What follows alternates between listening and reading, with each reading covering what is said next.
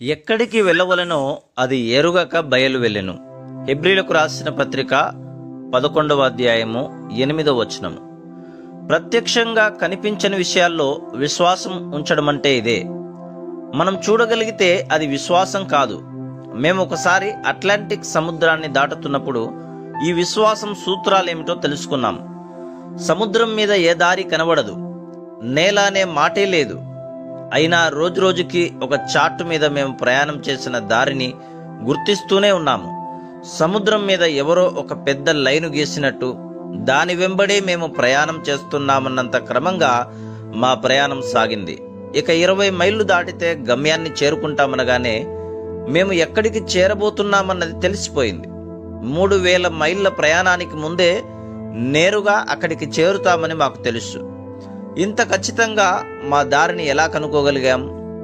అనుదినం మా ఓడ కెప్టెన్ తన పరికరాలను తీసుకొని ఆకాశం వంక చూస్తూ సూర్యుడిని, నక్షత్రాలను ఆధారం చేసుకుని ఆకాశ దీపాల సహాయంతో ప్రయాణం సాగించాడు. మానవ నిర్మితమైన దీపాలేవి అతనికి సహాయపడలేదు. అలాగే విశ్వాసం అనేది పైకి చూస్తూ దేవుడు చేసిన అద్భుత సృష్టిని చూస్తూ నడుస్తుంది.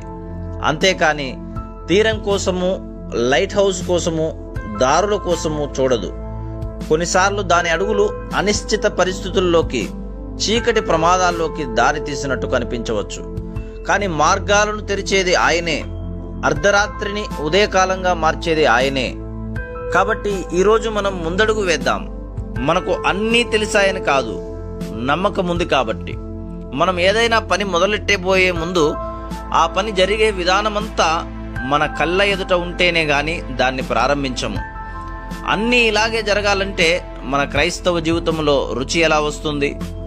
విశ్వాసం, నిరీక్షణ, ప్రేమ, ఈ మూడింటిని చెట్ల నుండి కోసుకోవాలంటే కుదరదు. అవి జీవిత అనుభవాల్లో సంపాదించుకోవాల్సిందే. ఆది యందు అనే మాట వెనువెంటనే దేవుడు అనే మాట వచ్చింది. మొదటి అడుగు దేవుని ధాన్యాగారపు తాళాన్ని తెరుస్తుంది. తమకు తాము సహాయం చేసుకునే వాళ్ళకి దేవుడు సహాయం చేస్తున్నాడన్నది నిజమే. కానీ తమకు తాము సహాయం చేసుకోలేని వాళ్లకు కూడా దేవుడు సహాయం చేస్తాడు. ప్రతిసారి ఆయన మీద ఆధారపడవచ్చు. మనం నడిచి వెళ్ళిన దానికంటే దేవునిలో వేచి ఉండడమే మనల్ని వేగంగా గమ్యానికి చేరుస్తుంది.